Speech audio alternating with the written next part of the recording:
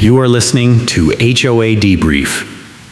This is the pettiest snow emergency ever. I am standing in my driveway in Missoula, Montana on a February afternoon when the temperature is 12 degrees and the wind is ripping down from the ridge like it has a personal vendetta. My grill is covered. It has been covered since November. Right now it has about 6 inches of snow on top of the cover because we got dumped on last night and I have not had time to brush it off yet. Sharon Lewis is standing 3 feet from me, her face red, her handheld radio crackling with static, and she is screaming that my grill cover is an unsightly storage violation and I have 1 hour to remedy it, or she is calling a tow truck for my car. I moved to Missoula 2 years ago for work. I am an IT compliance auditor. I spend my days reading policies, tracking logs, and making sure systems follow the rules they claim to follow. I took this job because it pays well and it is remote, which means I can take care of my younger brother who has a disability and lives with me. The Cedar Frost Terrace Association seemed fine when I bought the house. The covenants were standard. The dues were reasonable. The neighborhood is beautiful when it is not buried under 2 feet of snow and the HOA is not losing its mind over a grill cover. Sharon Lewis is the rules interpretation chair. She claims she wrote the covenants, which is not true because the neighborhood was built in 2003 and Sharon moved here in 2011, but she says it enough that people believe her. She has gray hair pulled into a ponytail, a gray parka that looks like it cost more than my car payment, and a red knit hat that she adjusts every 40 seconds like it is a status symbol. Right now she is holding her radio up like it is a weapon, and she is telling me that this conversation is not a debate. It is a directive. I take a breath. My pen is gripped too tightly in my gloved hand because I was in the middle of writing a note when she came storming up the driveway. I ask her what section of the covenants covers grill covers. She does not answer. She just repeats that unsightly storage is prohibited and my grill cover is unsightly. I point out that the grill is on my patio, which is behind a privacy fence, and the only way she could see it is if she walked into my backyard. Her face goes even redder. She says the inspector saw it. I ask who the inspector is. She says that is not my concern. Sharon steps closer. She says my car is parked in a fire lane. I look at my car. It is parked in my driveway exactly where it has been parked every day for 2 years, offset slightly to avoid the ice hazard near the curb where the plow keeps scraping and leaving a ridge of frozen slush. I tell her it is not a fire lane. She says the new rule interpretation memo clarifies that any parking configuration that might impede emergency access is a violation. I ask when that memo was issued. She says 3 weeks ago. I ask why I did not receive it. She says all owners were notified. I pull out my phone and check my email. Nothing. I check the HOA portal. Nothing. I ask her to show me the memo. She says I can request it through the records process. That is when I realize this is not about a grill cover. This is about something else. Sharon has a pattern. There are 3 homes in this neighborhood that get special treatment. They get their driveways plowed first. They get their violations forgiven. They get advance notice of rule changes. My house is not one of those 3. I have been watching this for 18 months and I have been keeping notes, because that is what I do. I track patterns. I document inconsistencies. I log everything.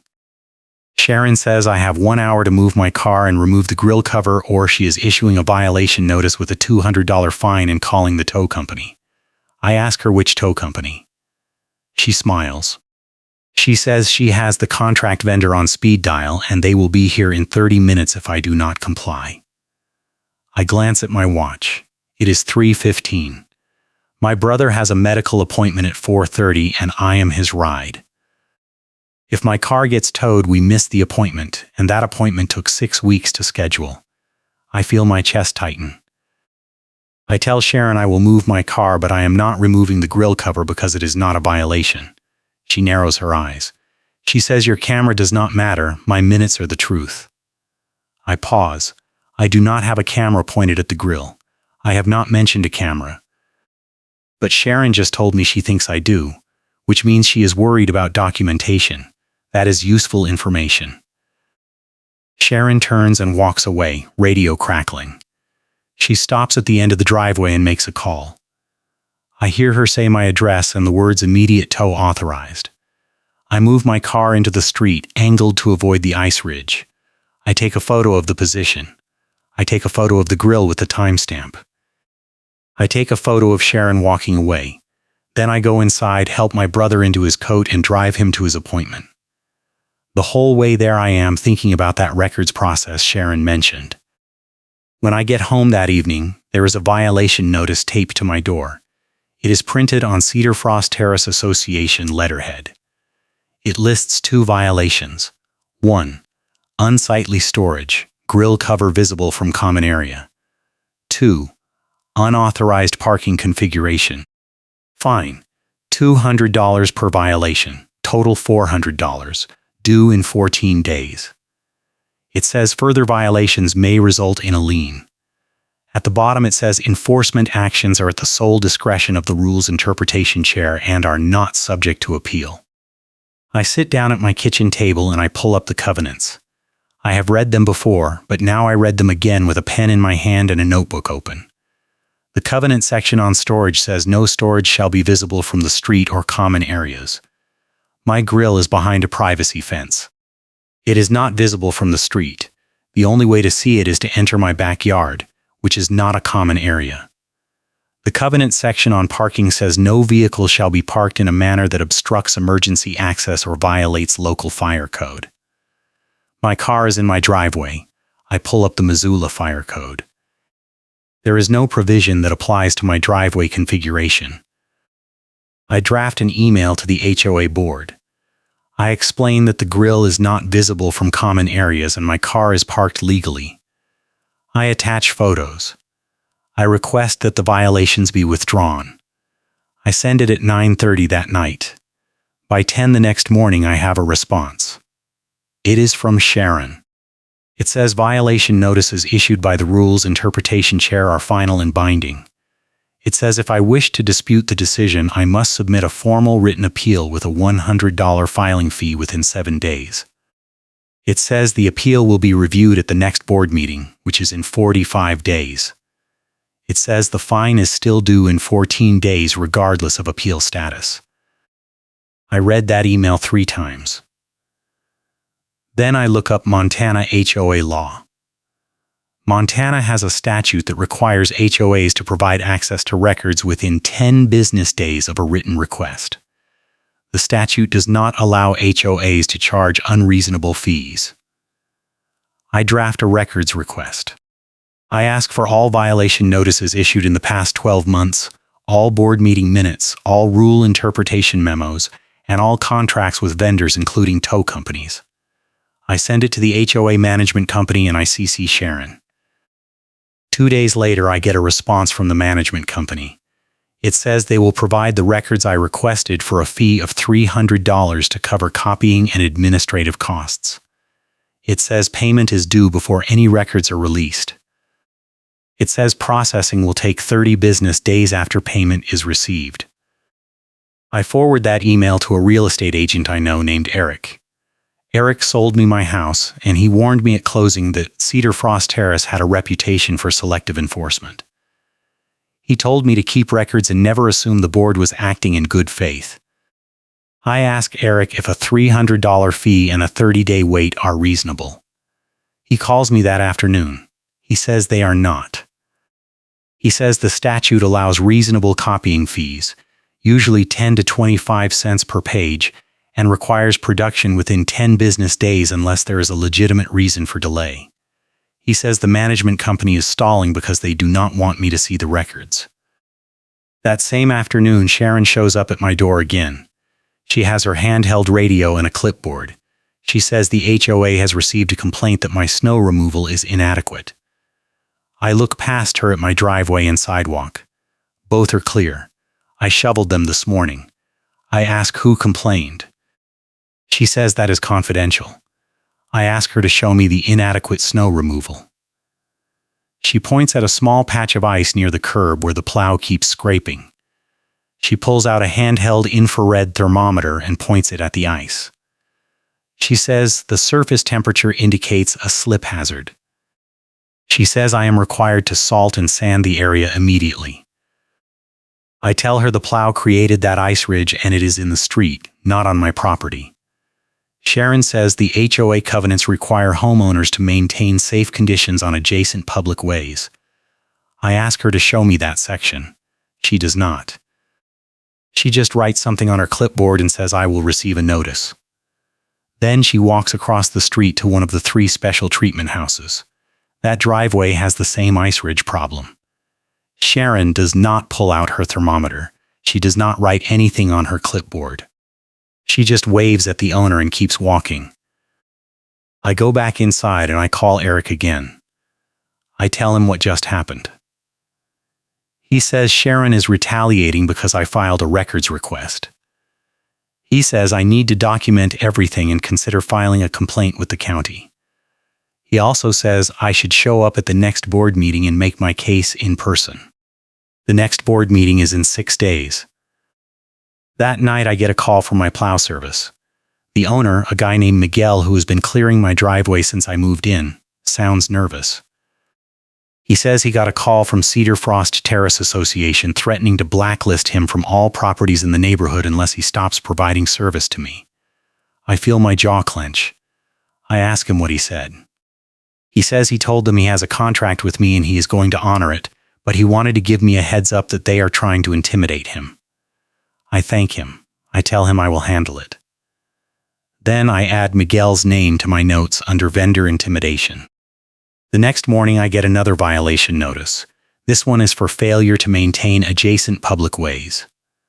Fine, $200. It includes a photo. The photo shows the ice ridge near my curb. I compare the timestamp on the photo to my own photos.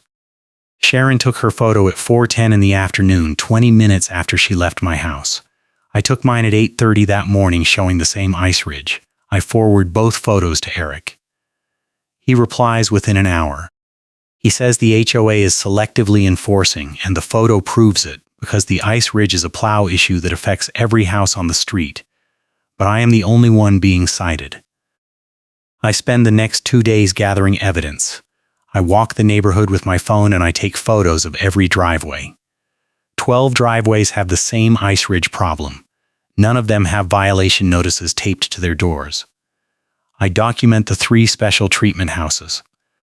One has a snowbank blocking the sidewalk. One has a collapsed gutter full of ice. One has a car parked across the driveway apron in a way that definitely obstructs emergency access. No violations. The board meeting is on a Thursday night at 7. It is held in the clubhouse, which is a small building near the neighborhood entrance with a meeting room and a kitchenette. When I arrive, there are 8 people in the room. Sharon is at the head of the table. The other 4 board members are sitting on either side of her. 3 other homeowners are in chairs along the wall. I take a seat. Sharon does not look at me.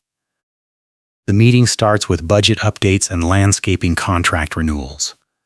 I sit quietly and I wait. After 30 minutes, Sharon says they are moving to violation appeals. She reads my name. She says I submitted an appeal regarding 2 violations issued on February 14th. She says the board has reviewed my appeal and the photographic evidence provided by the rules interpretation chair, and the decision is to uphold both violations. She says the fines remain due. She says if I do not pay within 7 days, a lien will be filed. Then she moves to the next agenda item. I raise my hand. Sharon ignores me. I stand up.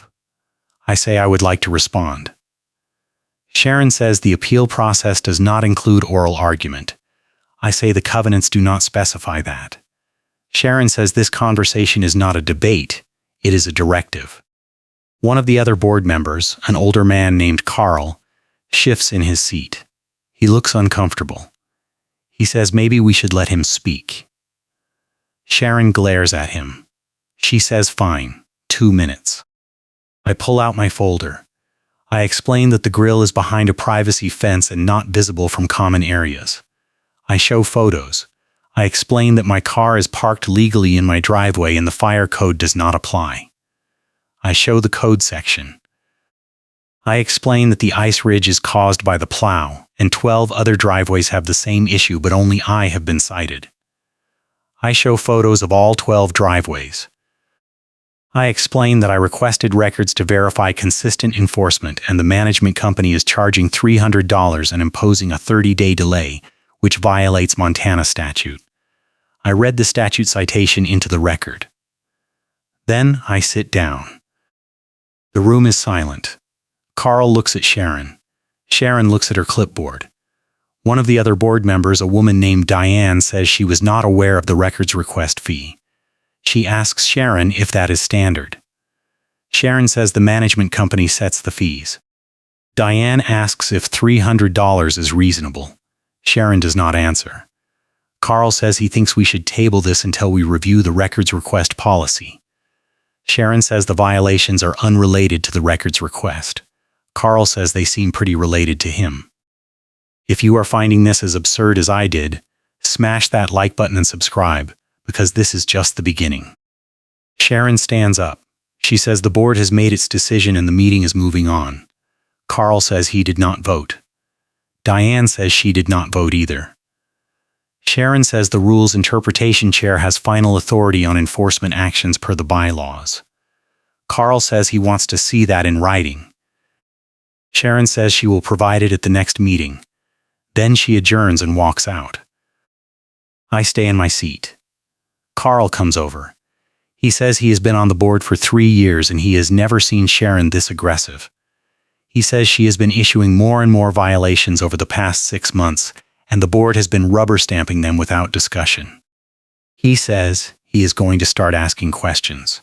I thank him. Diane comes over next. She says she lives 2 streets over, and her neighbor got a violation last month for a holiday decoration that was still up in January, but the house next door had the same decoration up until March, and got nothing. She says she thinks Sharon is targeting people. I leave the meeting and I sit in my car for 10 minutes with the engine running and the heater blasting.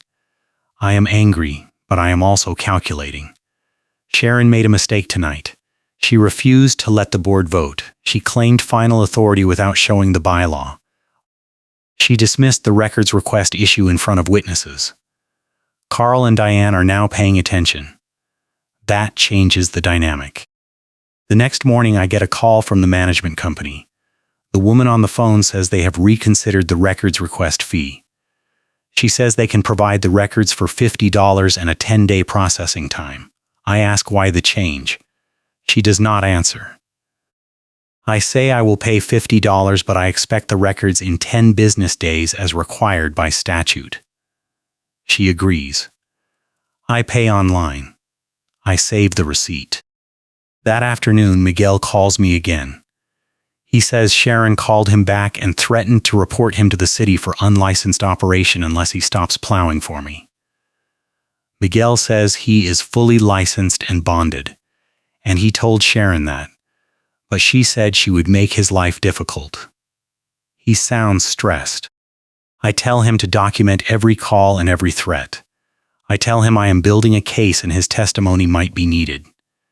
He says he will help however he can.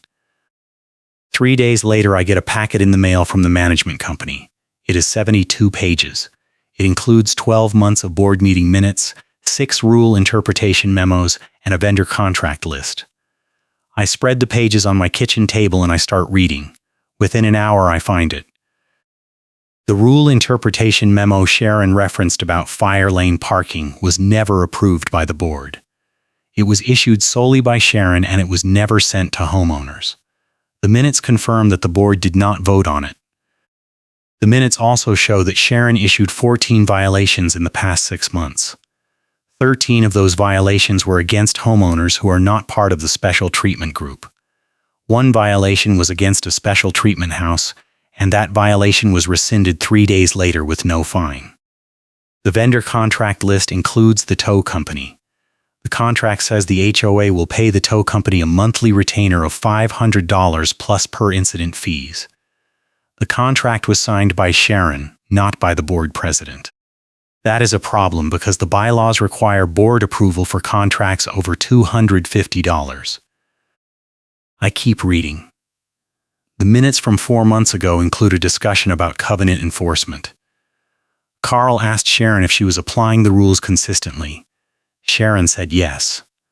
Carl asked for a report showing all violations issued and all violations rescinded. Sharon said she would provide it. The next meeting minutes show Carl asked again. Sharon said the report was delayed. The meeting after that, Carl asked a third time. Sharon said the rules interpretation chair is not required to report to the board. The board president, a man named Tom, said that did not sound right. Sharon said she would check the bylaws. The issue was never mentioned again. I grab my notebook and I start cross-referencing. The minutes show that the board voted to approve a snow removal policy in November. The policy says homeowners are responsible for clearing driveways and sidewalks within 24 hours of snowfall.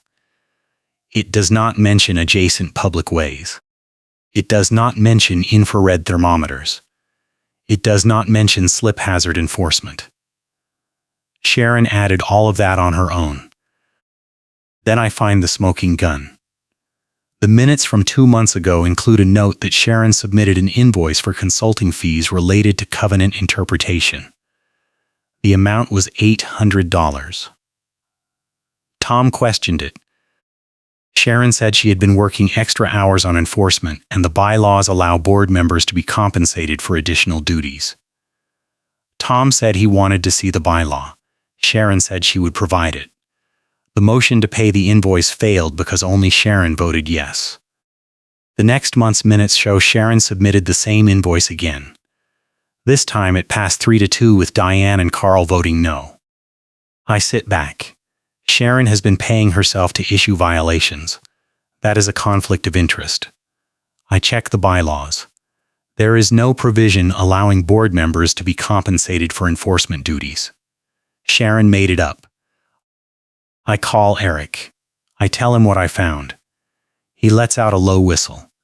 He says this is bad for the HOA and very good for me. He says I need to file a formal complaint with the board and demand a hearing. He says I should also consider reporting the management company to the state regulatory agency because they facilitated the records delay and the illegal fee. He says if Sharon retaliates, I will have a strong case for damages. That night I draft a complaint. I list every violation I received. I attach the photos showing selective enforcement. I attach the meeting minutes showing Sharon's unauthorized memos and self-dealing invoices. I attach the vendor contract showing the unauthorized tow company agreement.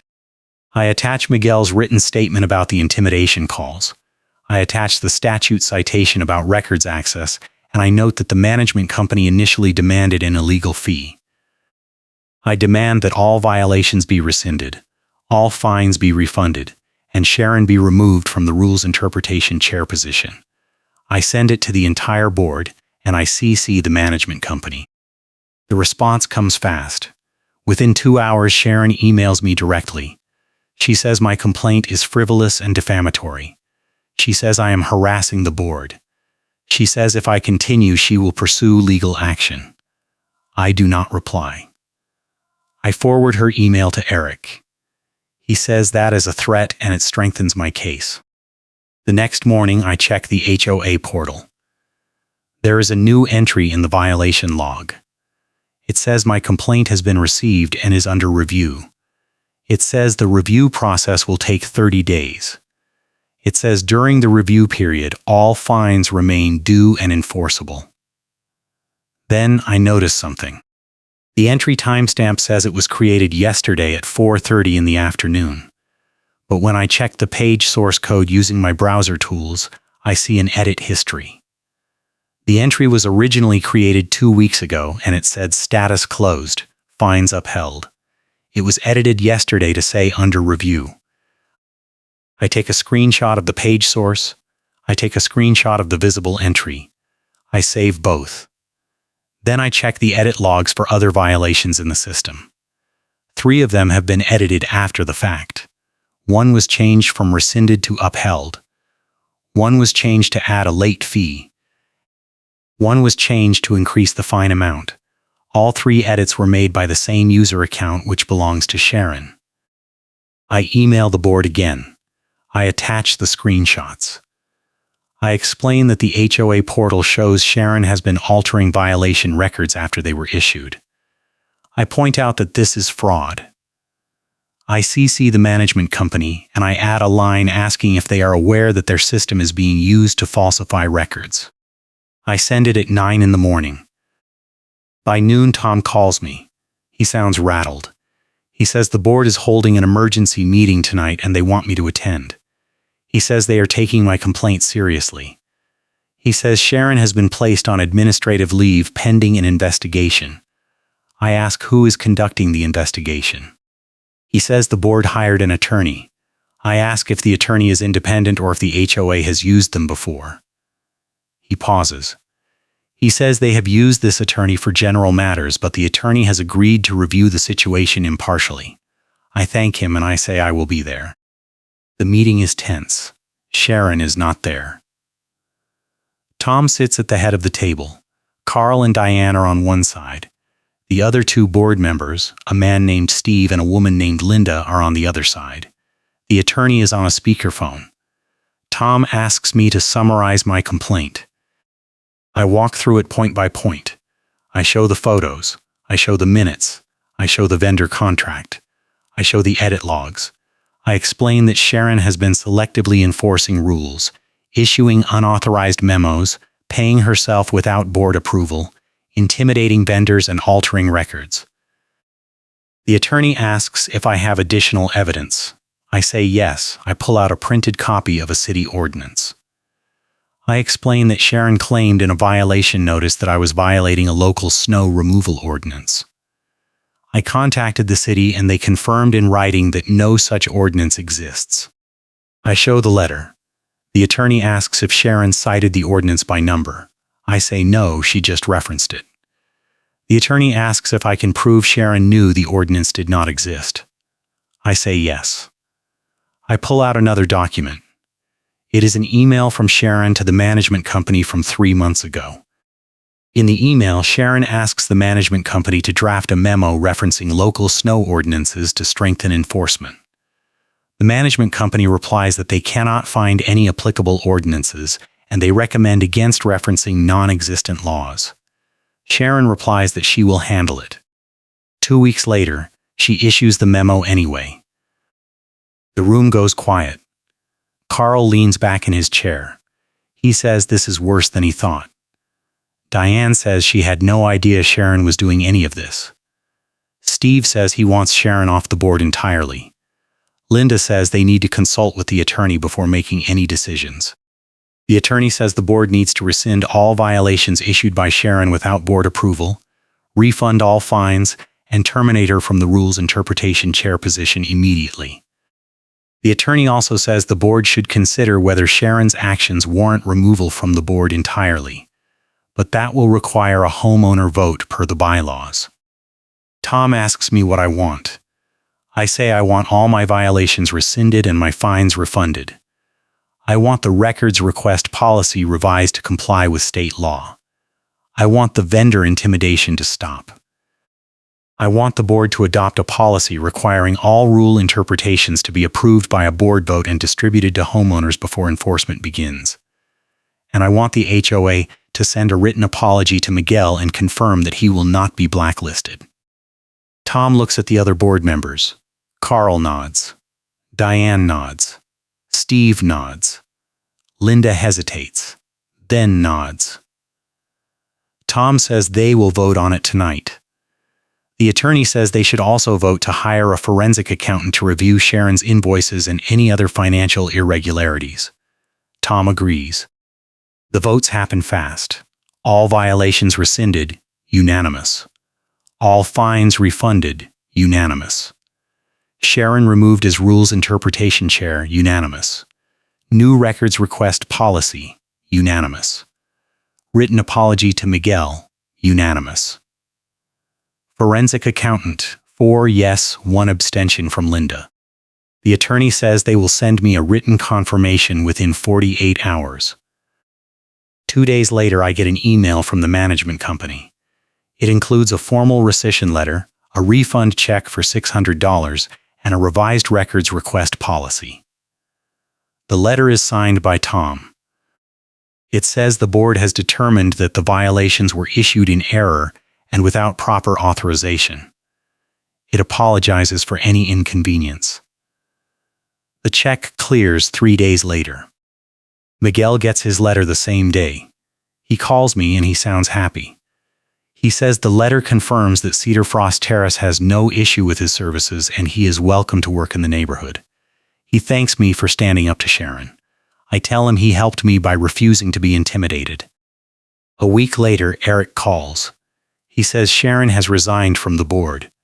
He says the forensic accountant found that Sharon paid herself a total of $3,200 over 8 months for consulting fees that were never authorized.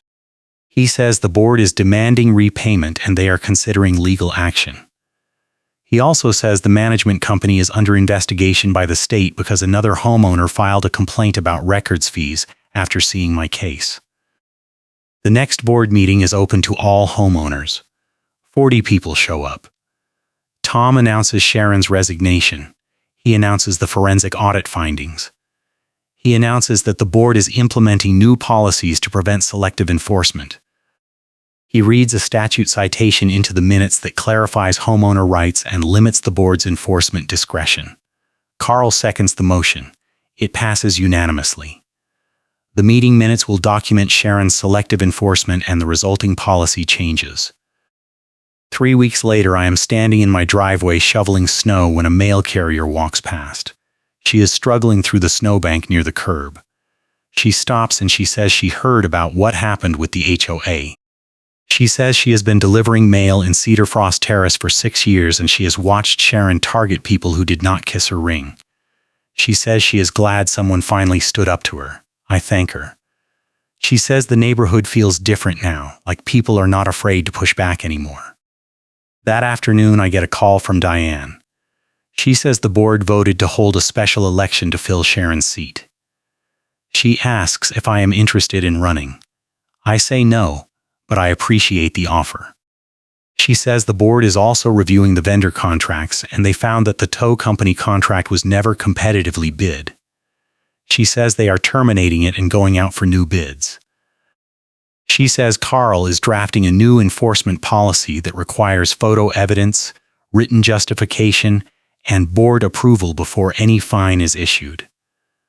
She says they want my input on the policy. I say I will review it. A month later, the HOA holds a town hall to discuss the new policies. 50 people attend. Tom presents the new enforcement policy. It includes a requirement that all rule interpretations must be approved by a board vote. It includes a ban on retroactive fines. It includes an appeals process that allows homeowners to present evidence at a hearing before any lien is filed. It includes a provision that board members cannot be compensated for enforcement activities. The policy passes with overwhelming support. Carl pulls me aside after the meeting. He says the board received a letter from the HOA attorney 2 days ago. He says the attorney is withdrawing from representation because they have a conflict of interest. The letter explains that the attorney advised Sharon on the rule interpretation memos and did not realize she was implementing them without board approval. The attorney says they cannot continue to represent the HOA because their prior advice may have contributed to the violations. Carl says the board is now looking for a new attorney and they are planning to review every action Sharon took as rules interpretation chair. He says it is a mess, but it is a necessary mess. Diane catches me in the parking lot. She says Sharon tried to show up at the town hall, but Tom told her she was not welcome. She says Sharon claimed the board was defaming her and she was going to sue. Tom told her that the forensic audit and the meeting minutes were factual records and she was free to pursue legal action if she wished, but the board would defend itself vigorously. Sharon left. Diane says she does not think Sharon will sue because the evidence is overwhelming and any lawsuit would just make it worse for her. I drive home and I park in my driveway, offset to avoid the ice ridge that is finally starting to melt. My grill is still on the patio, still covered, still not visible from the street. My brother is inside making dinner. I sit in my car for a minute and I think about the past 2 months. Sharon thought she could bully me because she controlled the narrative. She thought her minutes were the truth and my camera did not matter. She thought I would just pay the fines and move on. She did not realize I was not bluffing. I had the records, I had the statute, I had the evidence, and I had the patience to let her overreach until she buried herself. The HOA sent a follow-up email last week. It confirmed that the hearing rules have been changed so residents cannot be railroaded without a fair process. It confirmed that the board is reviewing all enforcement actions from the past year and any homeowner who believes they were targeted can request a review. It confirmed that the management company has revised its records request procedures and will no longer charge illegal fees or impose arbitrary delays. The email was signed by Tom and it included an apology to the community for the breakdown in governance. Eric texted me yesterday. He said he is advising 3 other homeowners in Cedar Frost Terrace who are filing complaints about violations they received from Sharon. He said my case set a precedent and the board is rescinding violations left and right because they cannot defend them under the new policy. He said property values in the neighborhood are actually up because buyers are hearing that the HOA cleaned house and implemented real accountability. He said I should feel good about that. I do feel good about it. I also feel exhausted. Fighting an HOA is not something I ever wanted to do. I moved here for a quiet life where I could work remotely and take care of my brother. But Sharon forced my hand, and once she did, I had no choice but to fight back with the tools I know best. Documentation, evidence, and the rules she claimed to control but did not actually follow. In the end, Sharon's own selective enforcement got documented in the minutes, and a statute citation read into the minutes shut the threat down. The HOA attorney withdrew mid-crisis, put it in writing, and the board panicked because they had to answer homeowners with no cover.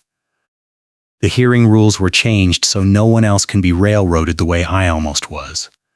And Sharon demanded proof, then panicked when I handed out copies. Thanks for watching, and I will catch you in the next one.